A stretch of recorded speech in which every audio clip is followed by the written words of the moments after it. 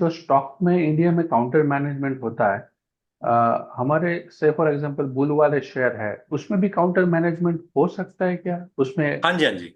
अच्छा। Time to और time, time to time, overall कोई भी इंडेक्स होगा या कोई भी स्टॉक एक्सचेंज होगी, उसमें टाइम टू टाइम जो शेयर्स बुल के घर में होंगे वो कुछ समय के बाद बियर में बन जाते हैं, बियर वाले बुल में बन जाते हैं। जैसे कि एचडीएफसी बैंक आज से 1 साल पहले बुल में था, अब वो बियर में है।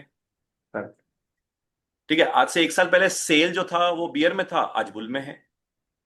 अगले 1-2 महीने का फिर दोबारा बियर में आ जाएंगे। मतलब कहने का मतलब क्या है कि शेयर जो हैं बुल से बियर में, बियर से बुल में मूव करते हैं, पहला पॉइंट। दूसरा, जो बुल के घर के शेयर्स हैं उनमें से कुछ शेयर्स बढ़ेंगे, कुछ शेयर्स गिरेंगे भी।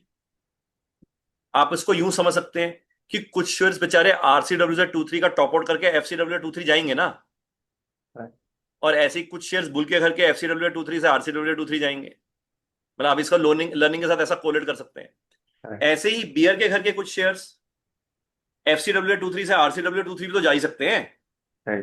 तो मुद्दा क्या होता है, बियर के घर के शेयर्स जब आरसीडब्ल्यू से 23 की तरफ जा रहे होते हैं ना, तो आवाज बहुत गूंज रही होती है पूरे ब्रह्मांड में कि यही शेयर्स खरीदो, यही शेयर्स खरीदो, ले ये लो। तो ऊपर जा रहा है। यानी जब उनकी जर्नी आरसी मिड जोन 1-2 से, जब वो एफसीडब्ल्यू 23 होते हैं ना मोटा मोटा, तो जब वो हाँ। एफसी नैरो जोन की तरफ मूव कर रहे होते हैं, तो मार्केट में हवा चल रही होती है कि ये शेयर खरीदने वाले हैं मार्केट में, ऐसा सोशल मीडिया इन्फ्लुएंसर्स। फिर वो आरसी जब नैरो जोन 2-3 जाते हैं तो फिर मीडिया वाले भी बोलने लग जाते हैं, रिटेल वाला भी नहीं खरीदता। फिर आरसी मिड जोन 1-2 में जोर जोर की बोलने लग जाते हैं मीडिया वाले, सोशल मीडिया वाले। फिर आरसीडब्ल्यू 2-3 में वही बियर वाले घर के शेयर जो है ना, वो जब पहुंच जाते हैं तो वहां पे पूरे जो आपके व्हाट्सएप ग्रुप, टेलीग्राम ग्रुप, सारे एक्सपर्ट बन जाते हैं। वहीं पे आम आदमी घुसता है और वो बियर वाले शेयर फिर वहीं से क्रैश करते हैं। ऐसे ही वैसा वर्षा, जो बुल के घर का शेयर होगा आरसीडब्ल्यू 2-3 पे कोई नहीं खरीदेगा और कोई बेचेगा भी नहीं। अब वहां पे क्या होएगा, वहां पे गिरते गिरते जब गिर रहेगा तो लोग कहेंगे तो गिर रहा है, गिर रहा है, तो जिनके पास होंगे ना लॉन्ग टर्म। वो आरसी नैरोजोन वाले बेच देंगे, वो फिर एफसी मिड जोन 1-2 में भी बेच देंगे, एफसी वाइड जोन 2-3 वाले भी बेच देंगे। तो जब सारे लोग बेच देंगे तो बुल के घर का शेयर फिर वहां से बढ़ने लग जाए, क्योंकि वहां पे डीप स्टेट ने खरीद लिया होगा। अब पॉइंट ये है, सबसे पहला मुद्दा, बुल के घर का शेयर कौन सा है, बियर के घर का शेयर कौन सा है, वो आम आदमी को पता ही नहीं। और आम आदमी में हर वो आदमी आम ही है जो डीप स्टेट या बैंक के ट्रेजरी डेरिवेटिव्स में काम नहीं करता। हम हर आदमी आम ही है, क्योंकि वो क्या करेगा, या तो टेक्निकल एनालिसिस करेगा, या फंडामेंटल एनालिसिस करेगा, या किसी और के एनालिसिस के ऊपर जिएगा, या उसको लगेगा कि उसको आता है, या वो टीवी देखेगा, या वो न्यूज इंफॉर्मेशन को फॉलो करेगा।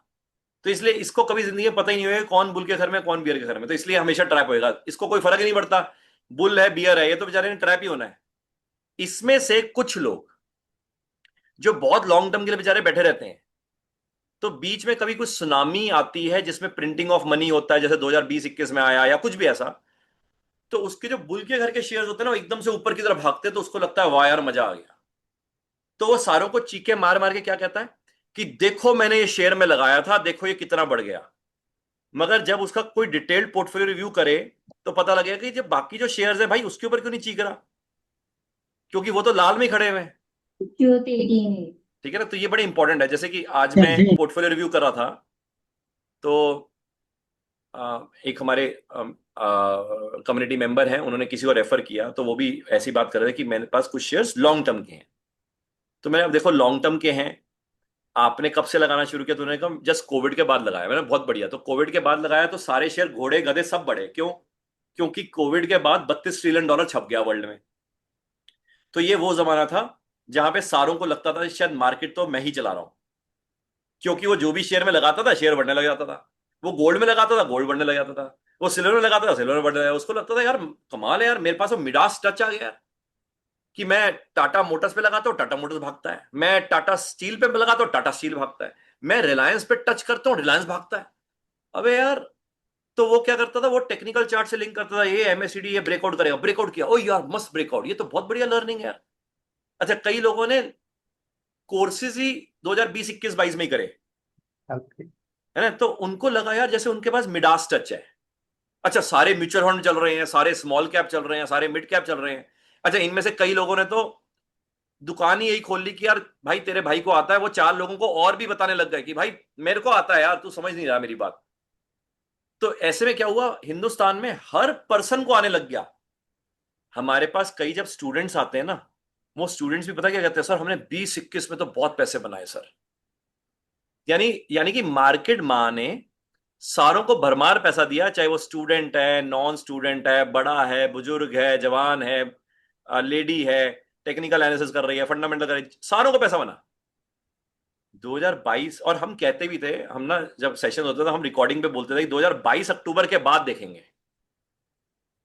हमारे पास पुरानी रिकॉर्डेड सेशन भी है वो फंडामेंटल लर्निंग में ना, कि 2022 अक्टूबर के बाद या 2022 नवंबर, ये जो दिवाली आएगी उसके बाद देखेंगे कि कौन तैर रहा था। तो उसके बाद समझ आया कई लोगों को कि भाई साहब वो तो खड़े रह गए। तो अब उनमें से वो जो सज्जन थे वो कहते सर बात तो सही है, सारे बड़े, मगर मैं इनकैश नहीं कर पाया। मैं इसी सोच पे रहा कि अगर मैं इनकैश करूंगा तो मेरे को long term capital gain tax देना पड़ेगा। मैंने कहा, भाई यही तो प्रॉब्लम है दूसरी वाली, कि हम टैक्स देने से बचते रहे और आपने अपना पोर्टफोलियो का जो प्रॉफिटेबिलिटी था, जो पीक पे आप निकाल सकते थे, वो भाई साहब गिरते गिरते और नीचे आ गया। तो ये दुखती रग नॉर्मली डोजेज दी जाती है ताकि वो बेचारा लॉन्ग टर्म एवरेजिंग बस उसी मशक्कत में रहे।